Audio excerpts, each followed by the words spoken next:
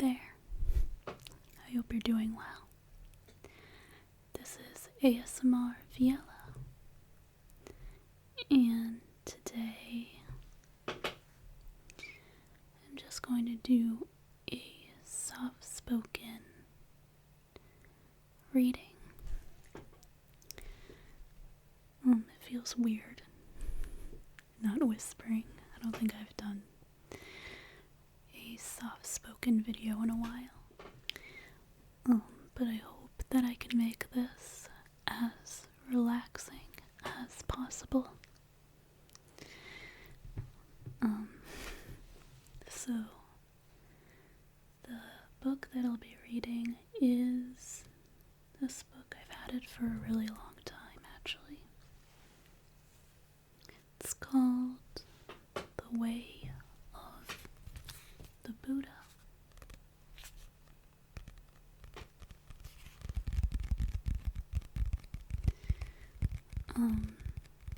It's just filled with like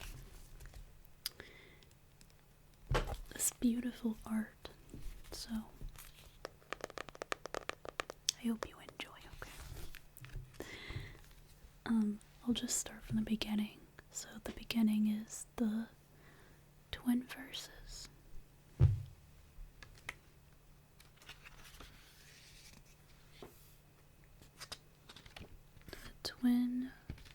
The twin verses.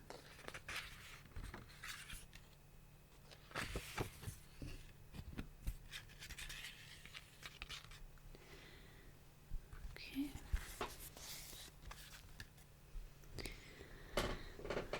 All that we are is the result of what we have thought. It is founded on our thoughts. It is made up of our thoughts. If a man speaks or acts with an evil thought, pain follows him as the wheel follows the foot of the ox that draws the carriage.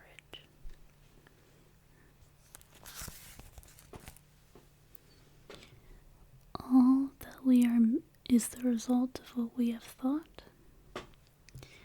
It is founded on our thoughts. It is made up of our thoughts. If a man speaks or acts with a pure thought, happiness follows him like a shadow that never leaves.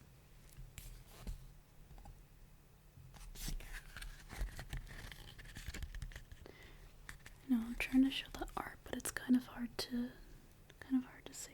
They're flying animals. What? This art is interesting. I actually haven't opened this book in a long time, so I don't remember what all of it looks like.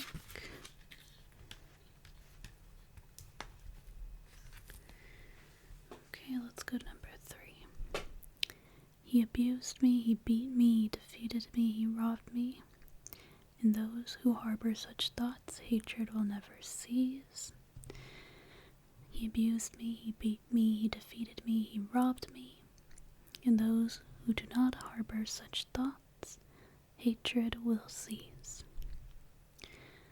For hatred does not cease by hatred at any time. Hatred ceases by love. This is an old rule. The world does not know that we must all come to an end here. But those who know it, their quarrels cease at once.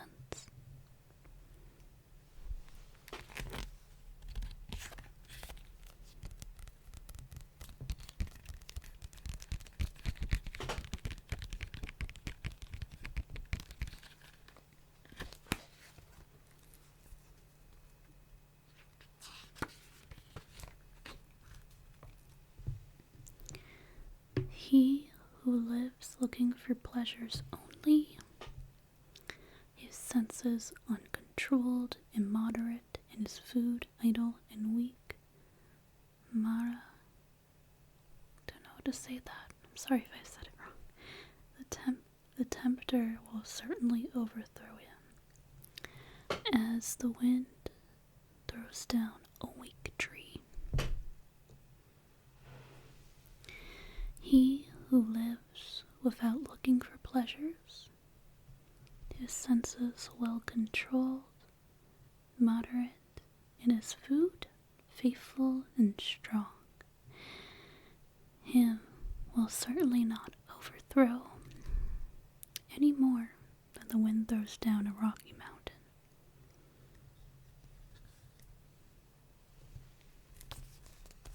You can see this here.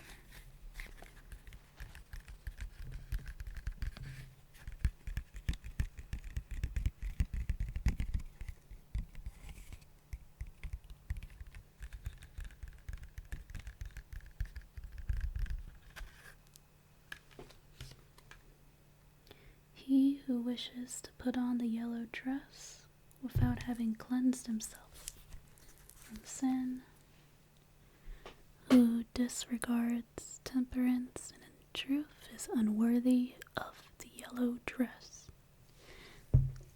But he who has cleansed himself from sin is well grounded in all virtues and endowed also temperance and truth. He is indeed worthy of the yellow dress.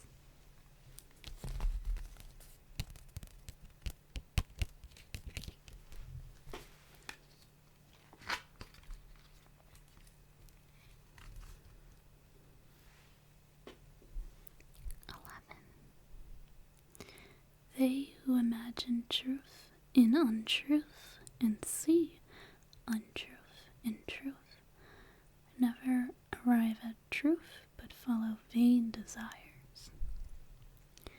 They who know truth in truth and untruth in untruth arrive at truth and follow true desires. As the rain breaks through an ill-thatched house, passion will break through an unreflecting mind. As rain does not break through a well-thatched house, passion will not break through a well-reflecting mind.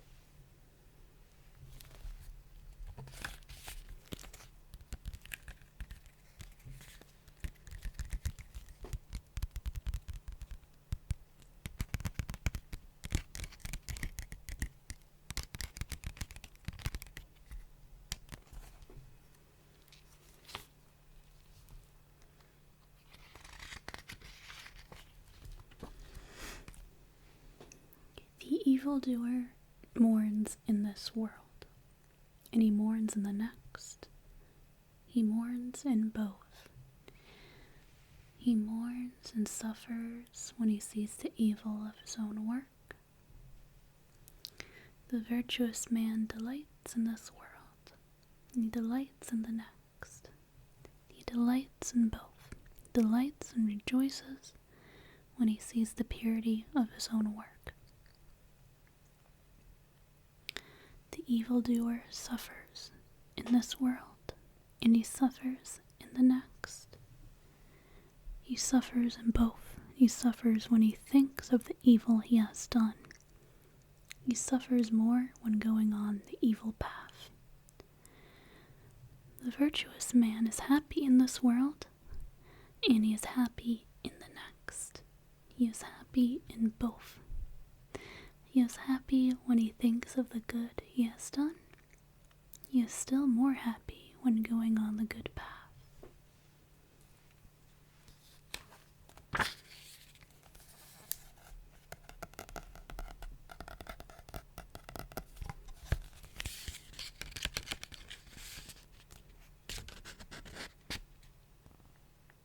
Sorry, it's hard to see. I do not have professional lighting, guys. Unfortunately.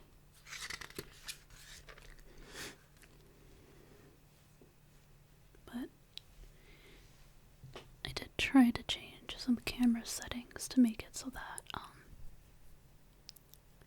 you can see him better without the quality suffering. I Anyways, the thoughtless man, even if he can recite a large portion of the law, but is not a doer of it, has no share in the priesthood, but is like a coward counting the cows of others.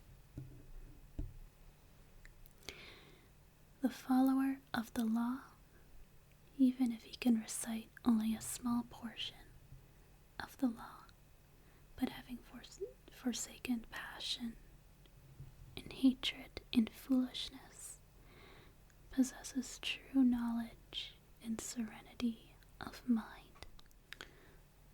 The follower of the law, even if he can recite only a small portion of the law, but having forsaken passion and hatred and foolishness, possesses true knowledge and serenity of mind. He, caring for nothing in this world or that to come, has indeed a share in the priesthood.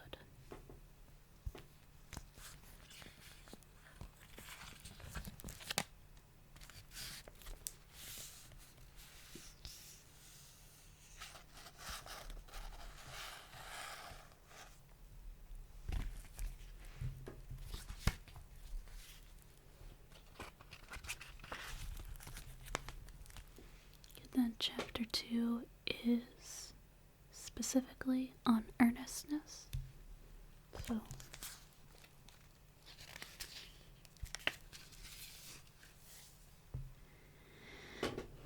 earnestness is the path of immortality, nirvana. Thoughtlessness, the path of death. Those who are earnest do not die. Those who are thoughtless are as if dead already. Having understood this clearly, those who are advanced in earnestness delight in earnestness and rejoice in the knowledge of the elect. These wise people, meditative, steady, always possessed of strong powers, attain to nirvana, the highest happiness.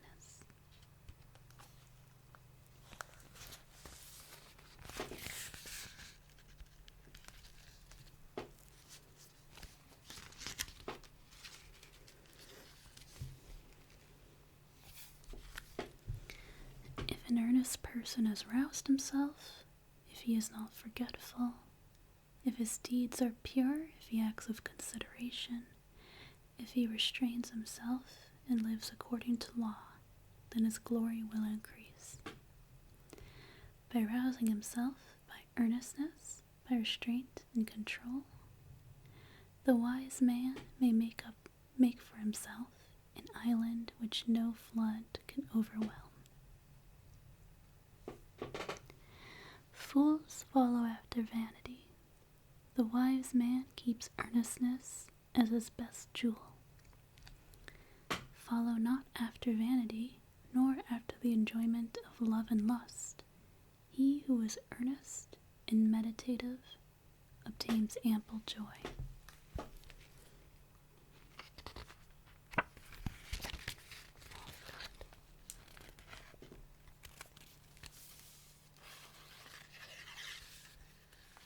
When the learned man drives away vanity by earnestness, he, the wise, climbing the terraced heights of wisdom, looks down upon the fools.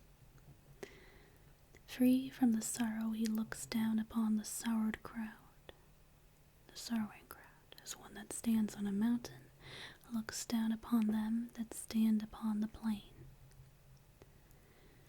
Earnest among the thoughtless, awake among the sleepers, the wise man advances like a racer, leaving behind the hack.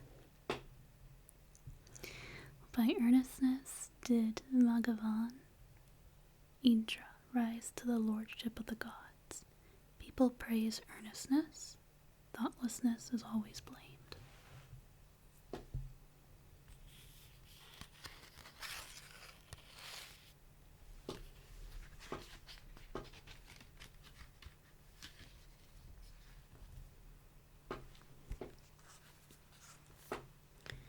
A bhikshu.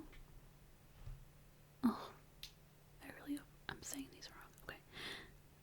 A mendicant who delights in earnestness, who looks with fear on thoughtlessness, moves about like fire, burning all his fetters, small or large. A mendicant who delights in reflection, who looks with fear on thoughtlessness, cannot fall away from his perfect state. He is close upon nirvana.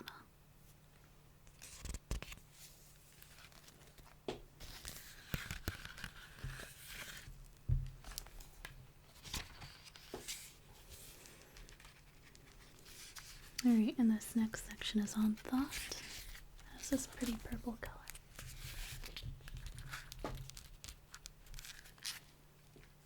Let's see.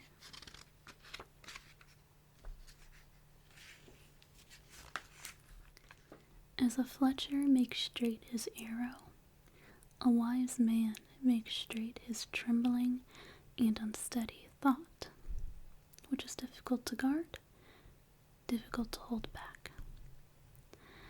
As a fish taken from his watery home and thrown on the dry ground, our thought trembles all over in order to escape the dominion of Mara, the tempter. It is good to tame the mind, which is difficult to hold in and flighty, rushing wherever it listeth. A tamed mind brings happiness. Let the wise man guard his thoughts, for they are difficult to perceive, very artful, and they rush wherever they list. Thoughts well guarded bring happiness. Those who bridle their mind, which travels far, moves about alone, is without a body, and hides in the chamber of the heart, will be free from the bonds of Mara, the tempter.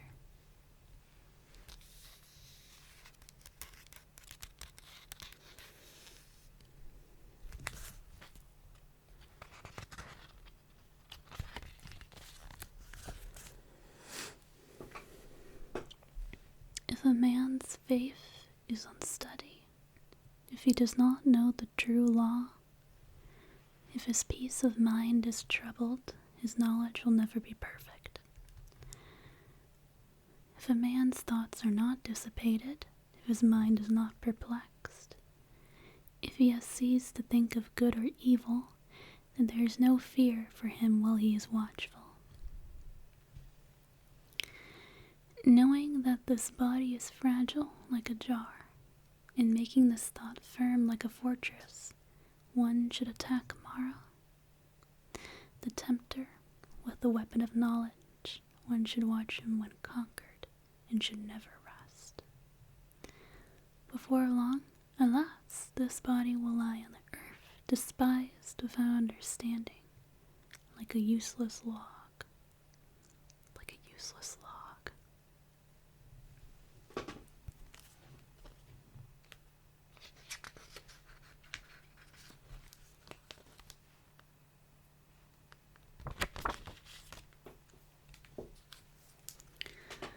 Whatever a hater may do to a hater, or an enemy to an enemy, a wrongly directed mind will do us greater mischief. Not a mother nor a father will do so much, nor any other relatives. A well-directed mind will do us a greater service.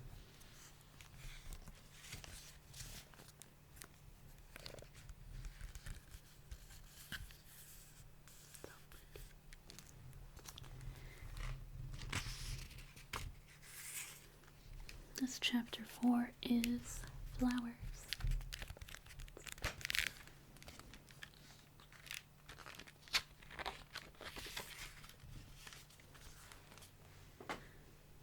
Who shall overcome this earth? In the world of Yama, the Lord of the departed, in the world of the gods. Who shall find out the plainly shown path of virtue, as a clever man finds out the right flower. The disciple will overcome the earth and the world of Yama and the world of the gods. The disciple will find out the plainly shown path of virtue, as a clever man finds the right flower. He who knows that this body is like froth, and has learned that it is unsubstantial as a mirage, will break the flower-pointed arrow of Mara and never see the king of death.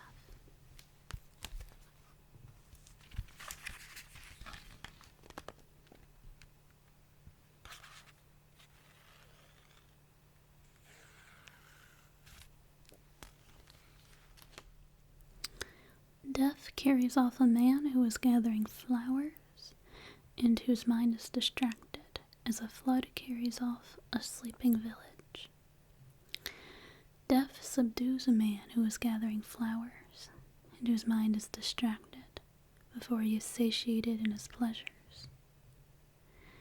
As the bee collects nectar and departs without injuring the flower, or its color or scent, so let a sage dwell in his village.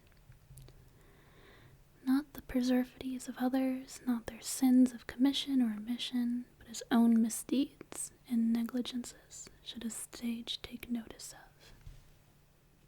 Alright. I'm going to end the video here.